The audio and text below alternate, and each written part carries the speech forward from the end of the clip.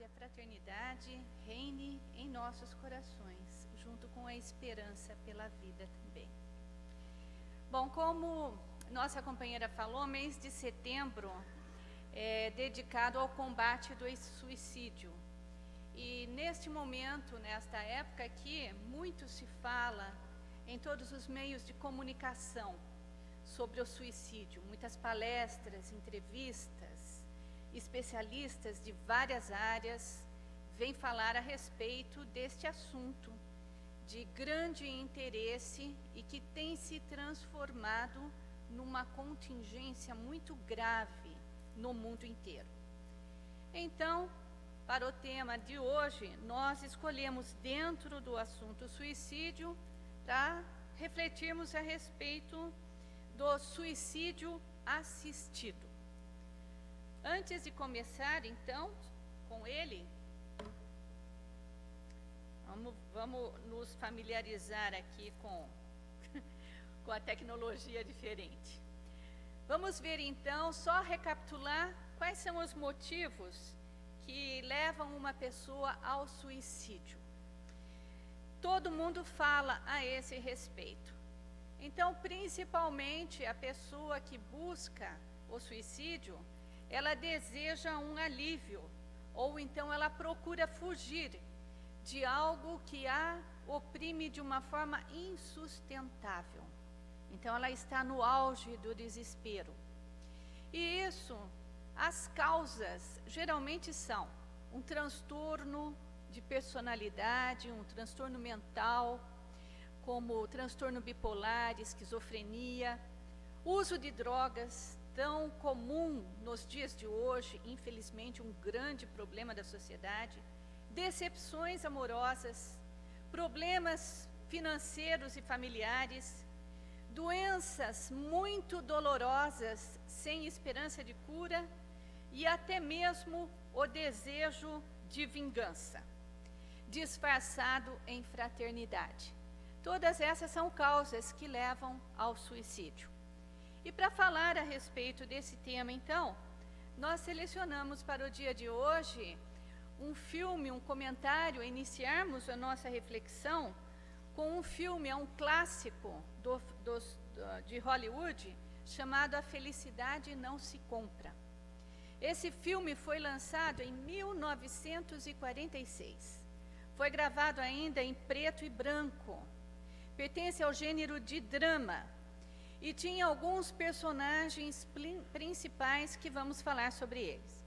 Na época recebeu 6 indicações para o Oscar, mas não levou nenhum prêmio, justamente porque o elenco e o diretor foi até mesmo investigado pelo FBI, porque houve uma denúncia contra o filme, que o filme fazia uma apologia contra as pessoas ricas, que eram quem estava dominando os Estados Unidos naquela época. Então, com essa denúncia, apesar das indicações, acabou não levando nenhum. Mas esse filme é reconhecido como o filme mais inspirador da história, segundo o Instituto Americano de Filmes. E ele ainda se encontra disponível nas locadoras, no Netflix, e às vezes ainda passa na televisão. Excelente filme. Assim como os excelentes livros, é cheio de figura metafórica, e ele tem muito a ver com a gente.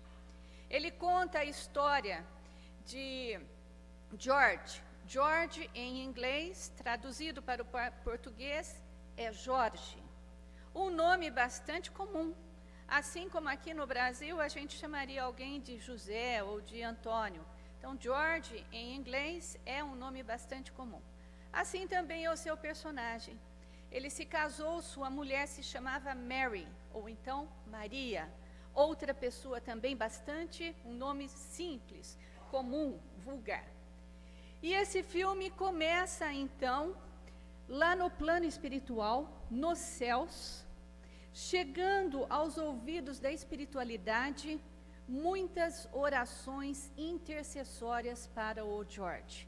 De todos os cantos da cidade onde ele morava, surgia uma prece intercessória. Quando nós lemos o livro Nosso Lar, de André Luiz, e ele começa então a reportar a organização daquela colônia espiritual. Ele fala a respeito dos ministérios.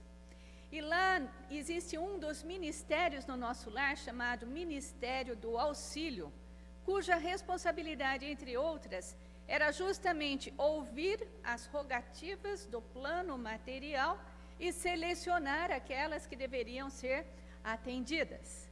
Então, imaginamos que lá nos Estados Unidos, no meio de todas aquelas colônias espirituais, porque cada grande população sempre se destina a uma colônia espiritual, começaram a chegar essas rogativas em benefício de George. E eles então precisavam designar para aquela situação um anjo. E estavam desfalcados naquele momento, porque havia muita aflição na terra, justamente pelo final da guerra, da Segunda Guerra Mundial. Não sobrando mais ninguém, lembraram-se de um velho relojoeiro muito atrapalhado, que estava há 200 anos lá no plano espiritual, aguardando por uma promoção. E promoção de anjo é ganhar asas. Então ele queria ganhar uma asa. E daí então selecionaram o Clarence, que nós vamos traduzir por Clarencio, para ficar mais fácil, designaram, e a sua missão seria demover George da intenção do seu suicídio. Então começa aí o filme. O filme começa quando ele era pequeno. Ele tinha um irmão mais novo e um dia estavam brincando no inverno, esquiando e puxando carrinhos, trenós, num lago congelado. De repente se abre uma fenda e o seu irmão cai dentro do lago congelado. Estavam entre muitos amigos. O Jorge, não tem dúvidas, mergulha dentro do lago congelado e retira o seu irmão. Salva-o do afogamento e da hipotermia. Mas com isso ele acaba ficando surdo. E aí então ele cresce e ele tem um sonho. Ele é muito idealista. Ele quer estudar numa faculdade, ele quer conhecer o mundo. Era o sonho dele, gostava muito de estudar.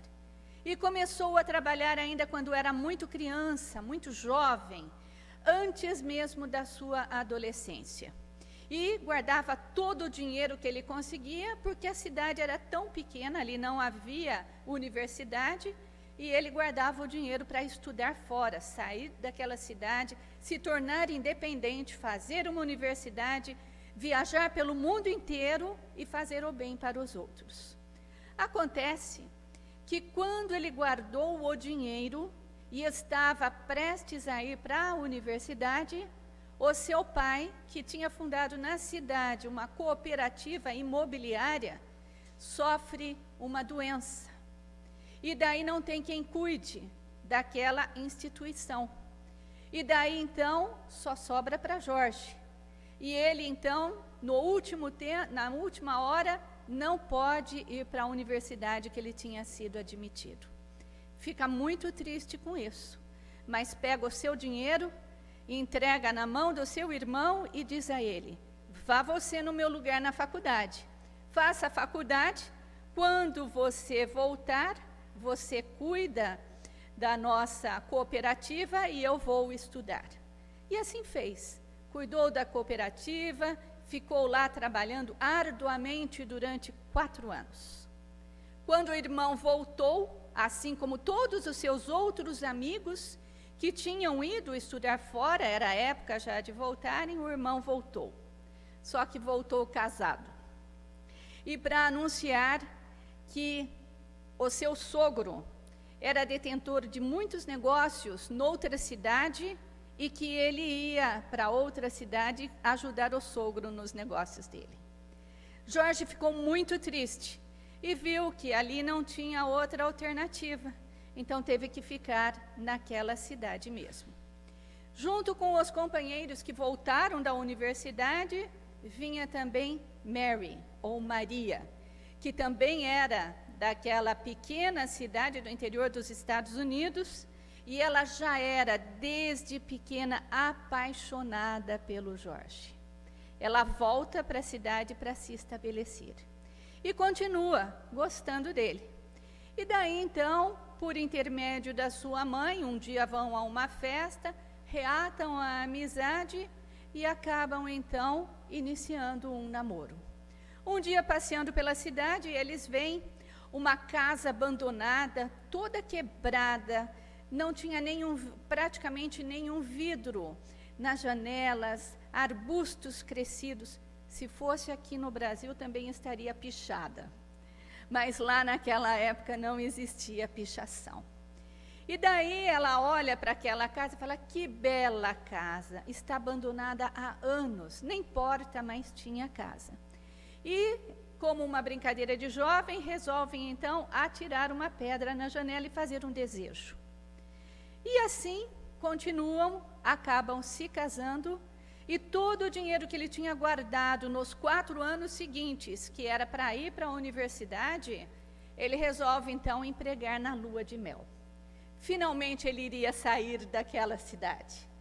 A intenção dele era fazer uma longa viagem com aquela esposa linda, amorosa que ele tinha acabado de contrair matrimônio.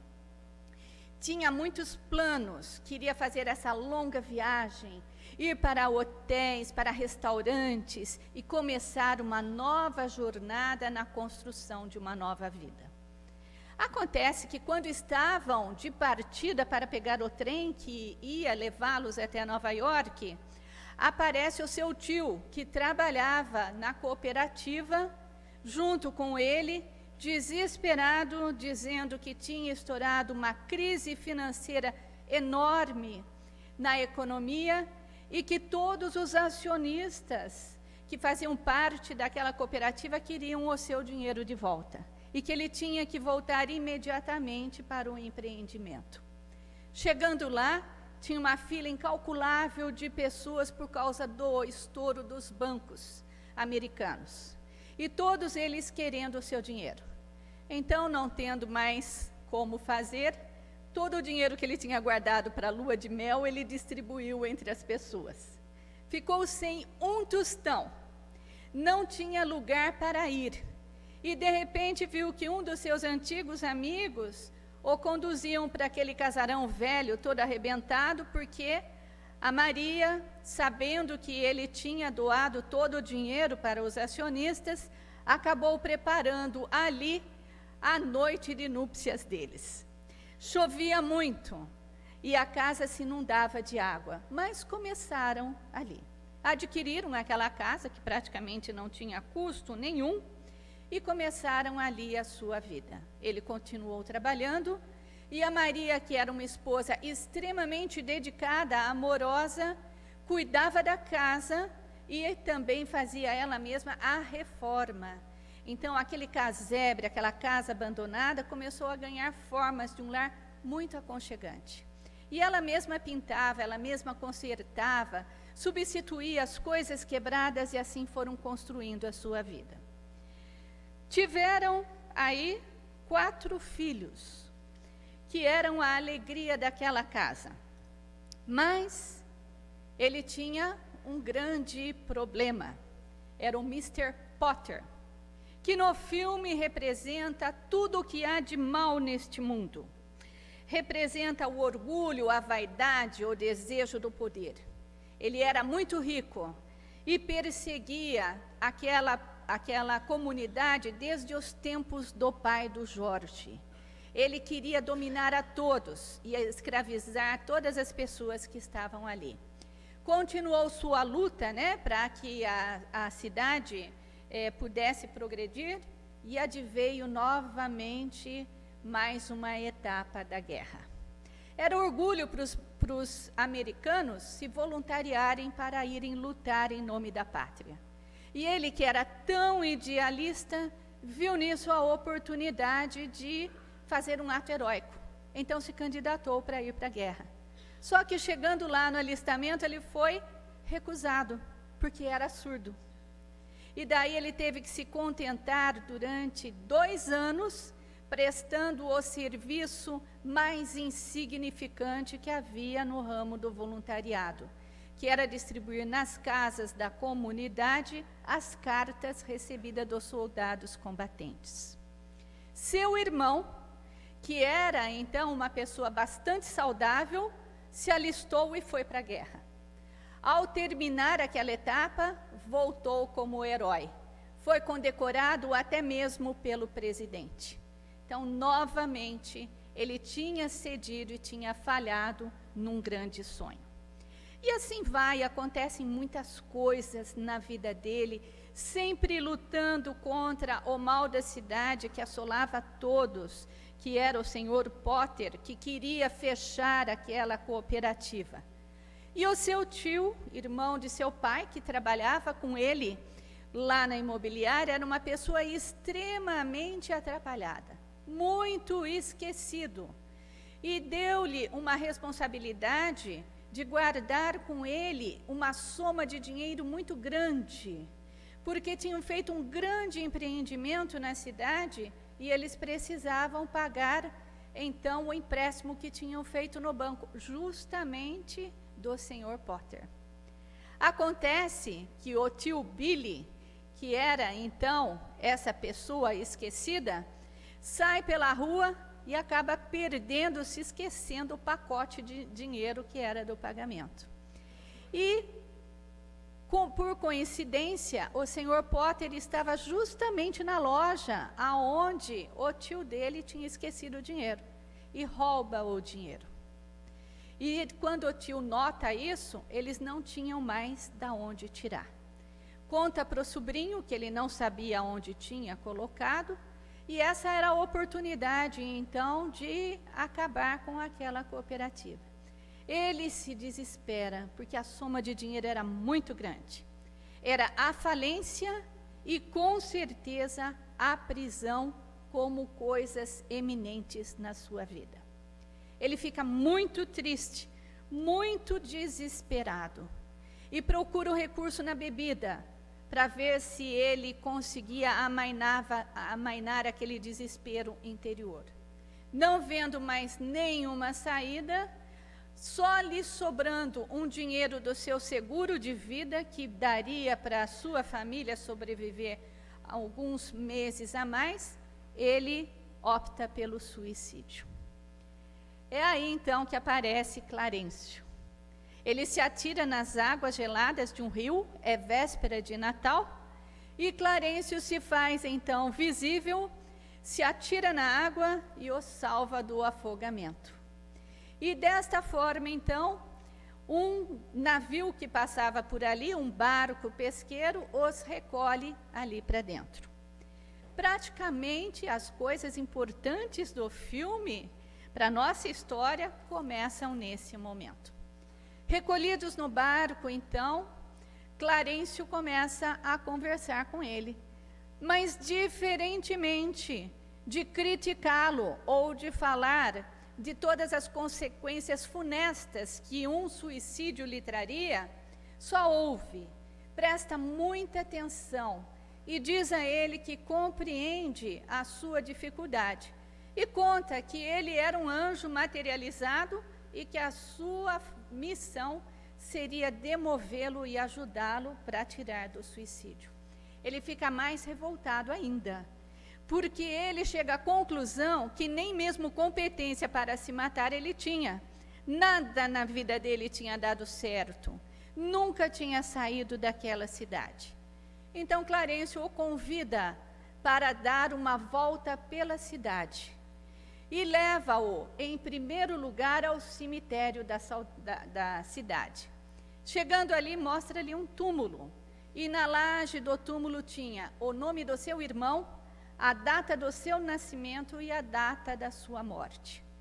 Ele olha para Clarencio e diz: não, mas aí tem um engano, meu irmão está vivo, meu irmão não morreu.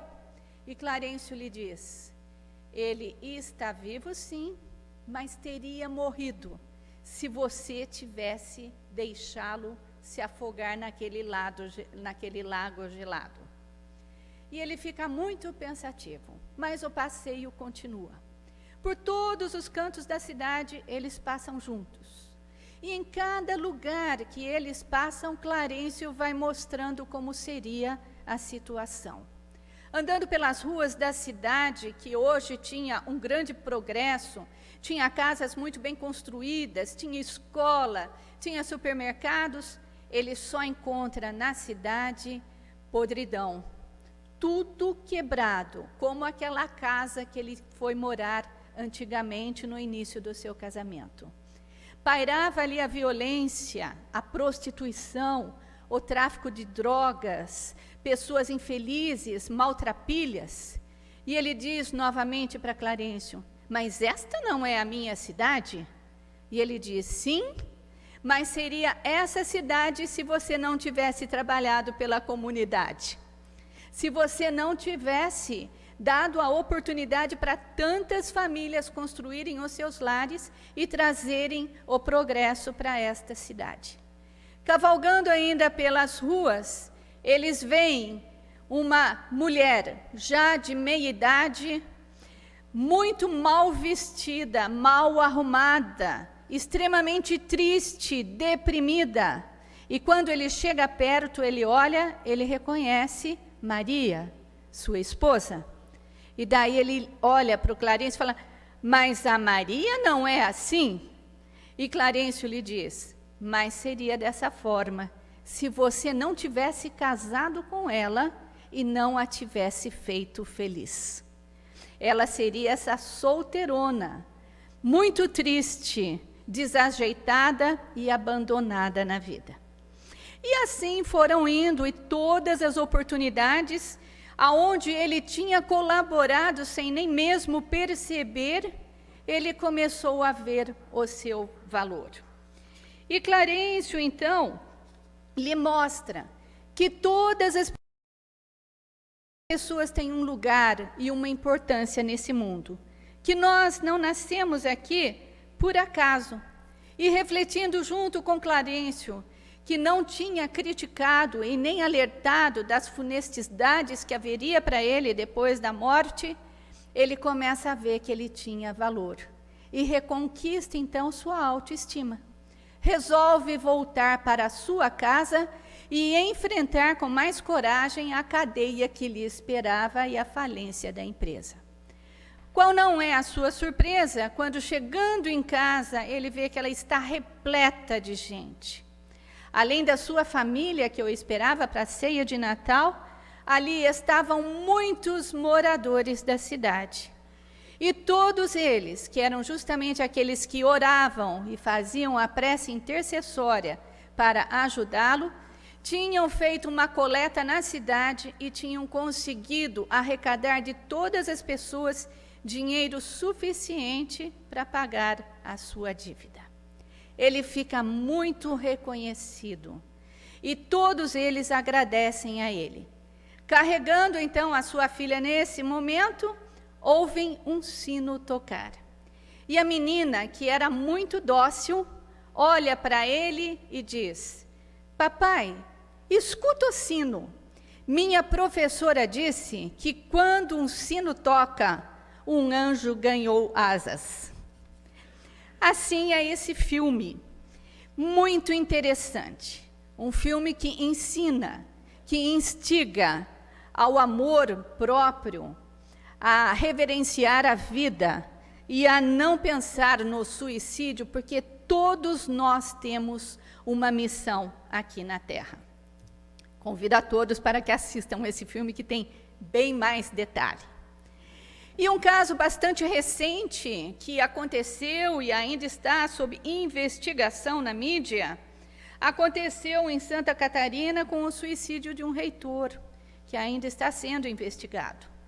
E lá no livro dos Espíritos, livro 4 do livro dos Espíritos, tem uma pergunta assim, muito equivalente ao caso de George, que tentava o suicídio também.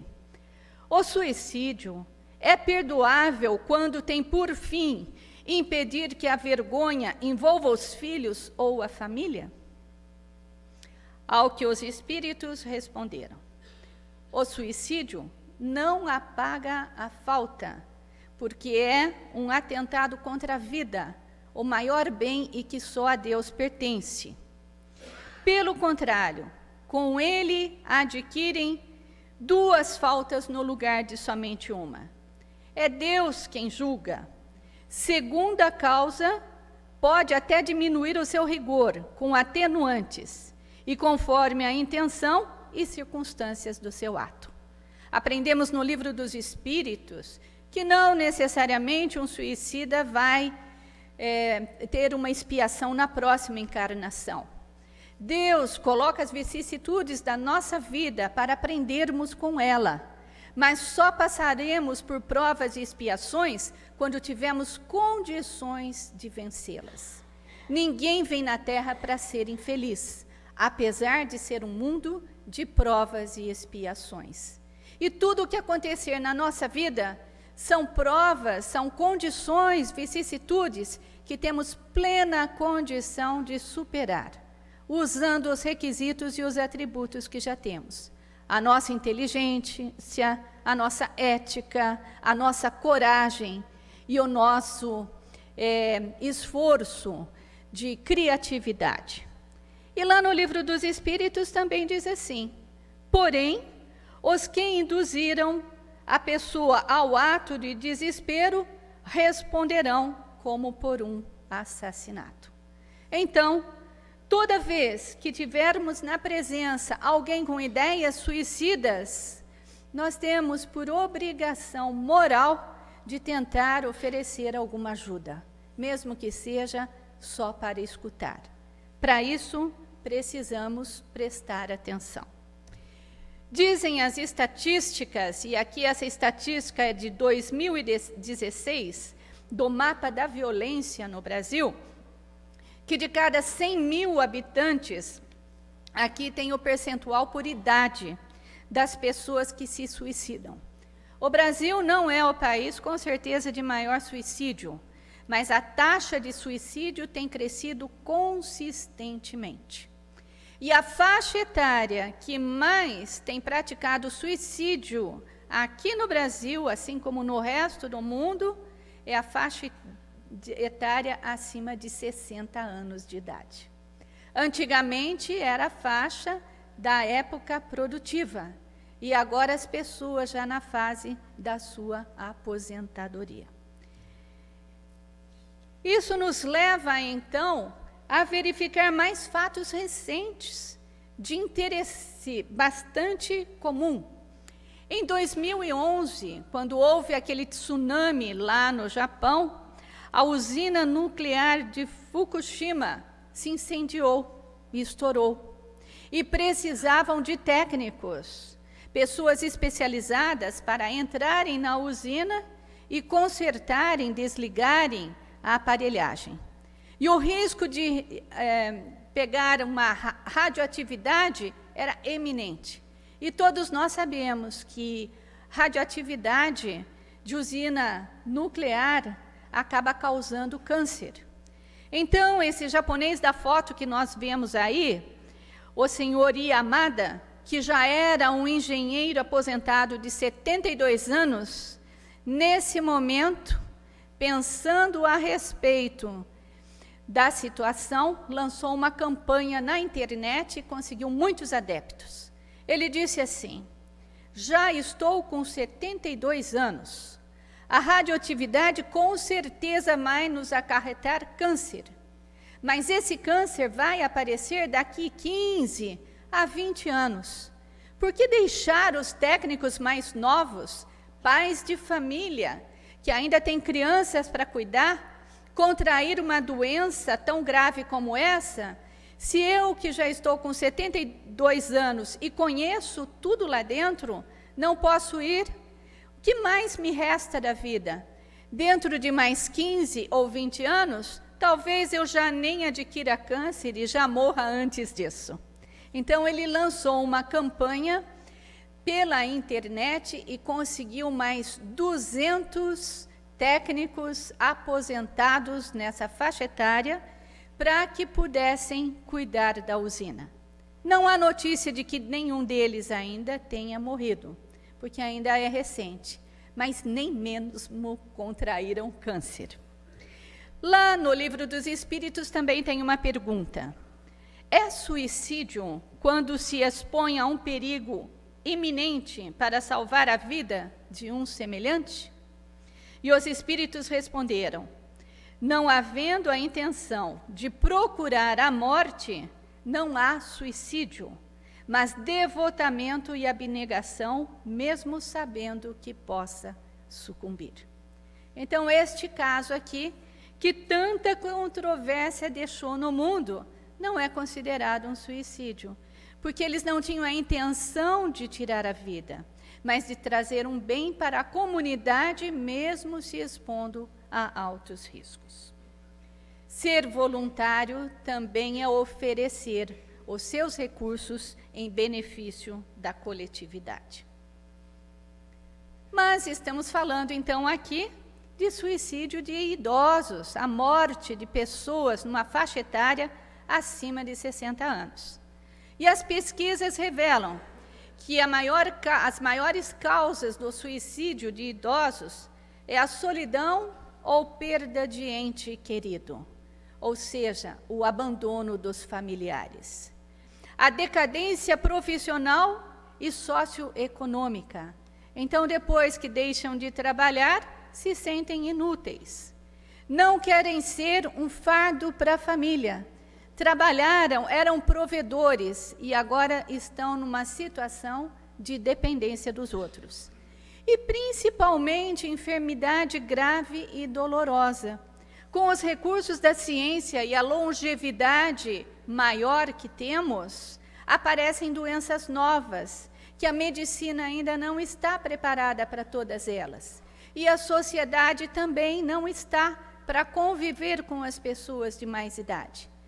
Todas as estatísticas mostram que o Brasil está envelhecendo. E compete a nós trabalharmos para que haja uma transformação na sociedade, para que a gente, nessa idade mais avançada, possamos continuar sendo importantes na vida de todo mundo. E é justamente essa faixa etária que ultimamente tem demonstrado os maiores interessados no suicídio assistido. Mas, o que vem a ser o suicídio assistido? Suicídio assistido, então, é quando a própria pessoa opta por interromper a sua vida com a ajuda da medicina. O médico prepara uma droga e a própria pessoa que se auto-aplica. Isso é o suicídio assistido, porque tem a participação de mais uma pessoa, um técnico, um especialista em drogas letais. É, sim, um tipo de eutanásia.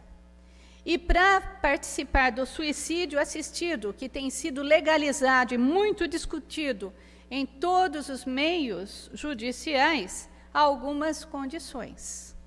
Em primeiro lugar, a pessoa tem que ser maior de 18 anos. Tem que ser ainda capaz de se comunicar e de dizer o seu desejo. Tem que ser uma pessoa mentalmente saudável. Uma pessoa em depressão profunda não tem as condições para o autossuicídio, não vão autorizar. Tem que ter uma doença incurável que tenha um sofrimento insuportável e a sua expectativa de vida tenha que ser inferior a 6 meses. Com essas condições, muitas pessoas, então, se candidatam e se inscrevem para a autorização do suicídio assistido. Há uma diferença em tipos de morte, e aqui a gente gostaria de apontar quais são as condições. A eutanásia significa antecipar a morte, especialmente quando se tem uma doença incurável. É um encurtamento dos dias de vida e menos sofrimento. Então, ela se aplica quando a pessoa está sofrendo muito. Existe também o que se chama, atualmente no campo da medicina, de ortotanásia, que significa morrer naturalmente. É não empregar nenhum procedimento invasivo na pessoa para prolongar os seus dias. Então, significa morrer naturalmente, morrer na hora certa.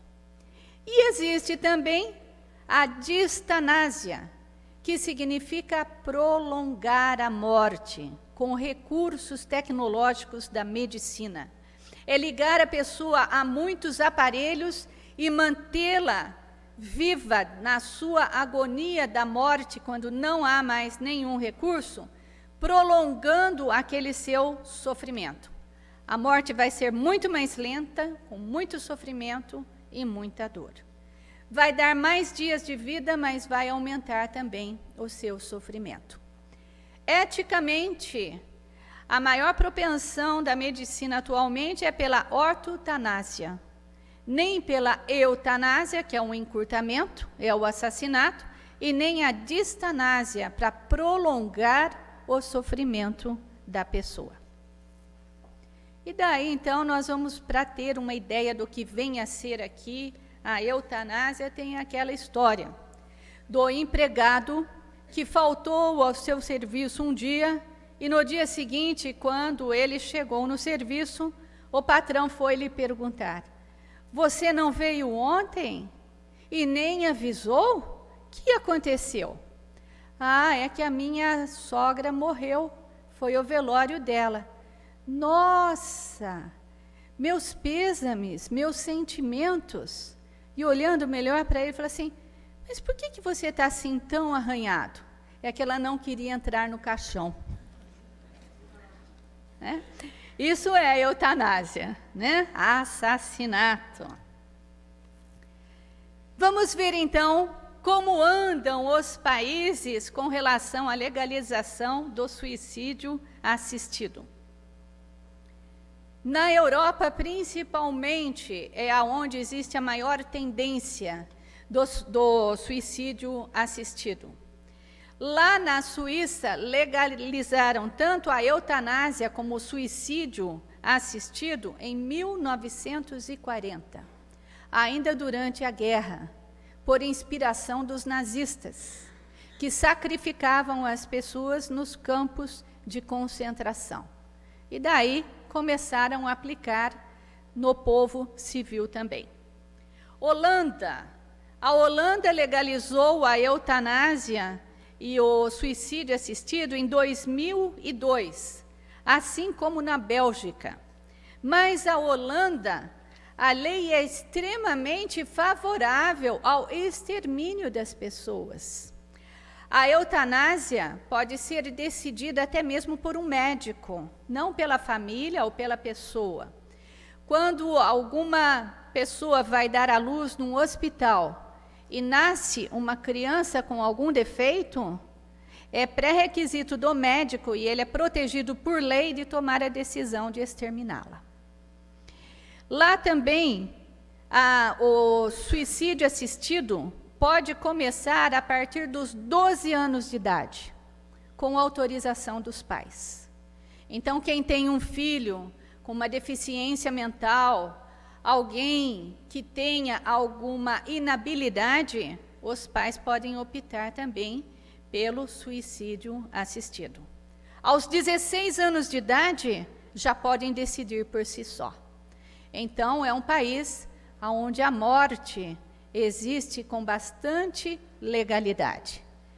Pessoas que perdem suas famílias, que ficam sozinhas no final da vida e se internam em clínicas, também são sujeitas a sofrerem a eutanásia. Luxemburgo foi em 2009. Canadá e até mesmo Colômbia, primeiro país na América do Sul a autorizar o suicídio assistido, foi a Colômbia, em 2015. E lá nos Estados Unidos, aonde a legislação é por estado, Estados Unidos tem 55 estados, já está legalizado em 5 estados diferentes. O primeiro foi em 1997, o último foi até agora, em 2015. Triste saber também que essa tendência existe em outros países. E o que está à porta de ter isso legalizado, porque há uma pressão muito grande no governo, é o Reino Unido, justamente o país aonde há muitos cuidados aos idosos e ao líder nos cuidados paliativos. Então, nós vemos a dualidade da opinião humana dentro do mesmo país, quem é contra, quem é a favor. E agora vem ganhando mais adeptos ainda, e defesa de muitas pessoas.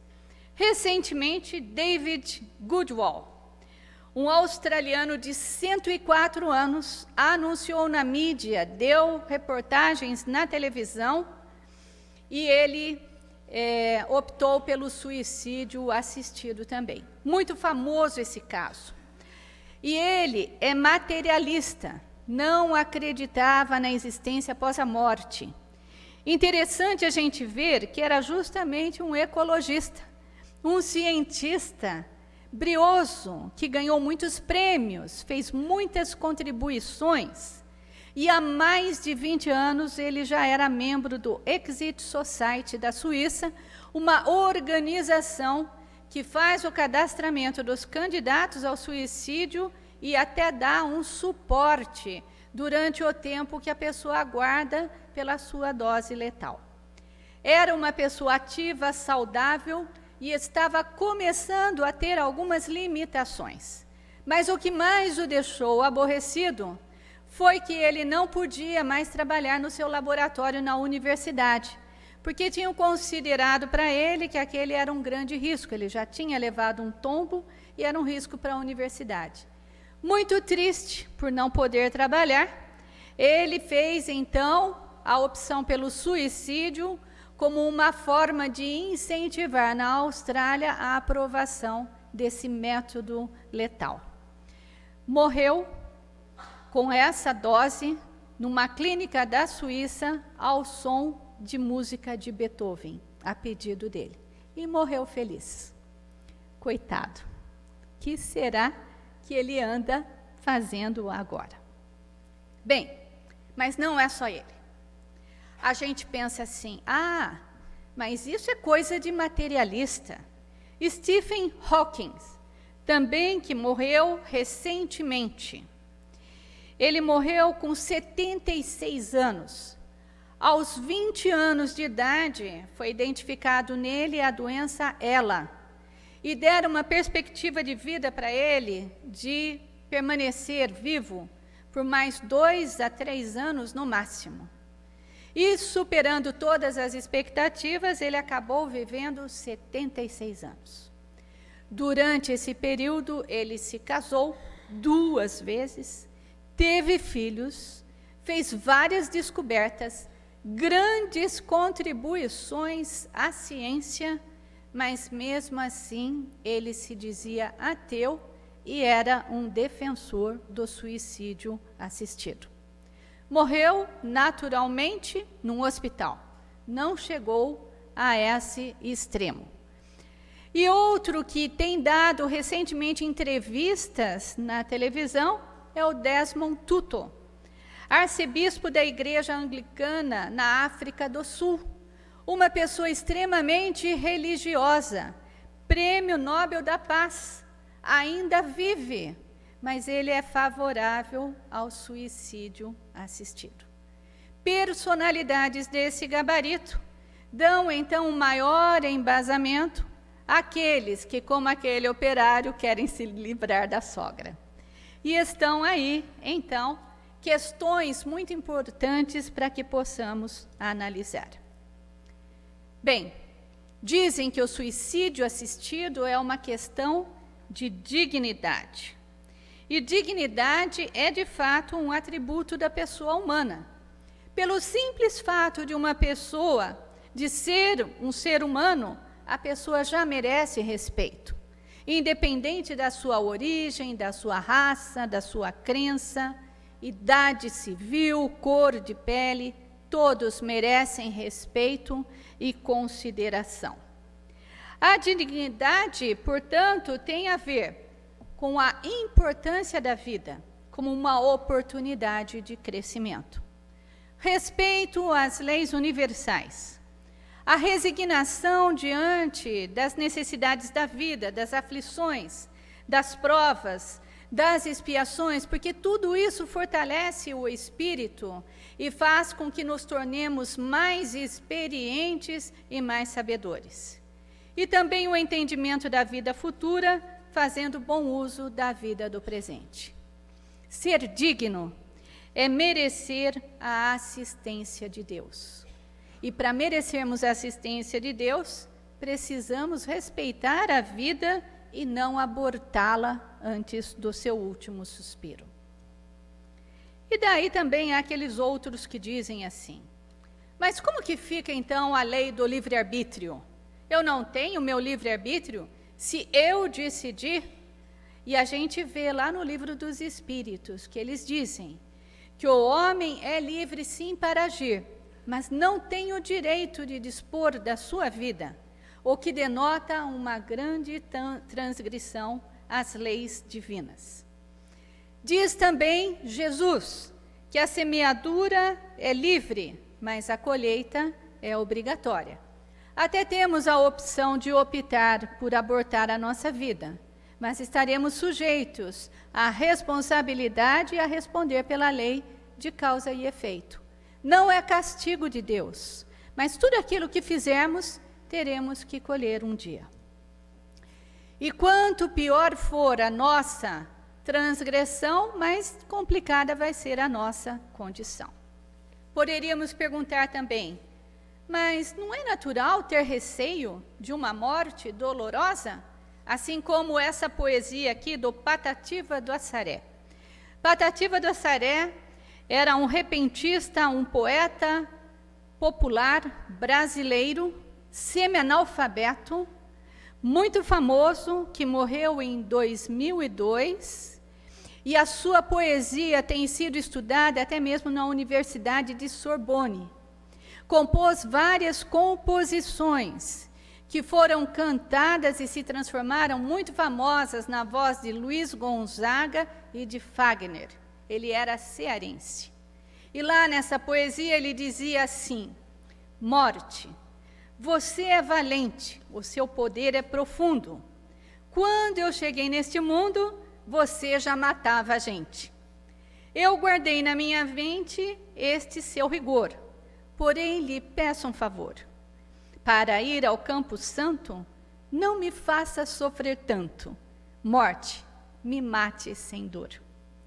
Com essa poesia, então, nós vamos verificar o que é possível dentro da nossa civilização atual facilitar e aliviar o sofrimento que tanta gente assim tem medo.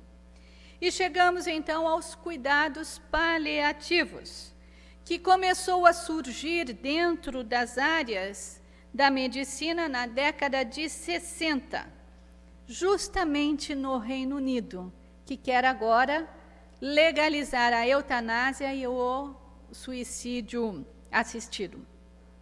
Na década de 70, começou também a ser exercitada em todas as universidades e nos hospitais, principalmente pelo esforço da psiquiatra suíça Elisabeth Kübler-Ross, que foi aquela autora dos famosos livros e principalmente do Sobre a Morte e o Morrer. Fez uma pesquisa longa a respeito das pessoas agonizantes que passavam pelo seu hospital naquela época e descobriu coisas fantásticas, que o momento da agonia é o momento de maior aprendizado do ser humano. É quando ele se desliga desta existência. Porque a vida é uma só. A vida é dividida em várias existências. Então, muitas vezes, uma doença que nos leva é menos dolorida do que muitos sofrimentos que temos durante a vida. Mas é o momento, então, que a pessoa tem para refletir. Muitas vezes é o seu último suspiro de arrependimento. E é justamente nessa fase que ela passa por aquela retrospectiva da sua vida, como se fosse um filme antigo, rebobinado, que vai gravar todos os acontecimentos importantes da sua vida, que vai levá-la para o plano espiritual como um plano para a próxima encarnação. Nos objetivos dos cuidados paliativos, tem lá o controle da dor e outros sintomas. Então, hoje, quem tem uma doença dolorosa ao final da sua vida já tem muitos recursos para que não sofra tanto. O conforto, a promoção da independência e da autonomia dentro da sua relatividade, apoio de recursos emocionais e sociais no enfrentamento desse processo do adoecimento e da terminalidade, a manutenção de atividades e de pessoas próximas à pessoa para ela não se sentir abandonada. Tudo isso acontece para o nosso bem.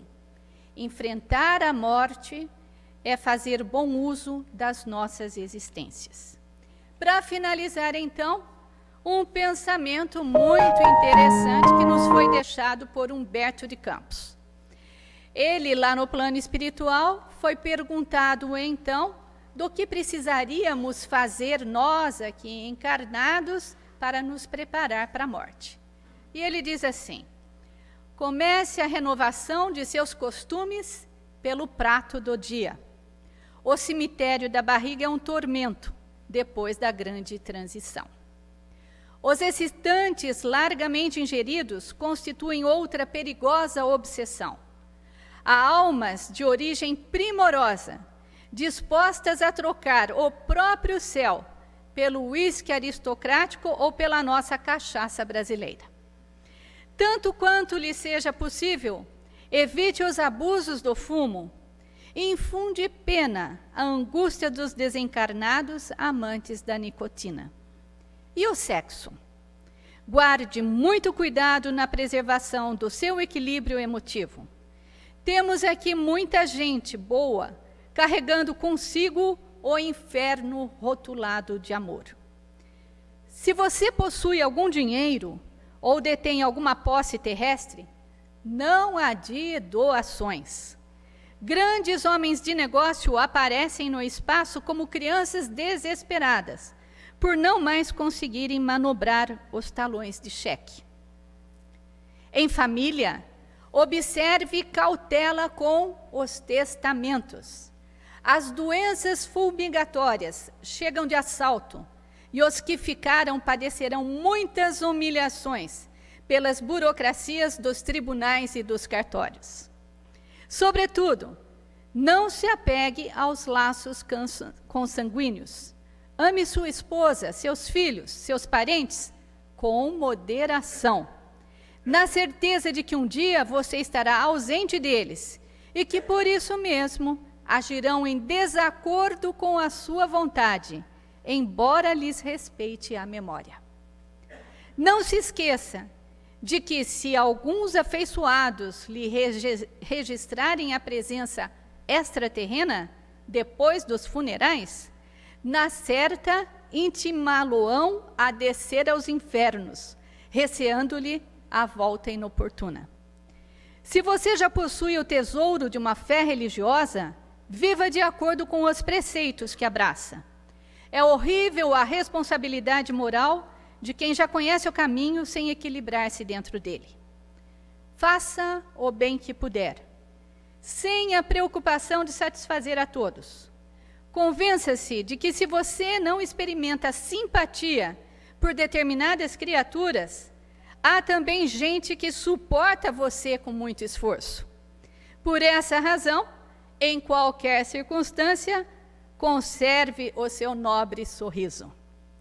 Trabalhe sempre, trabalhe sem cessar.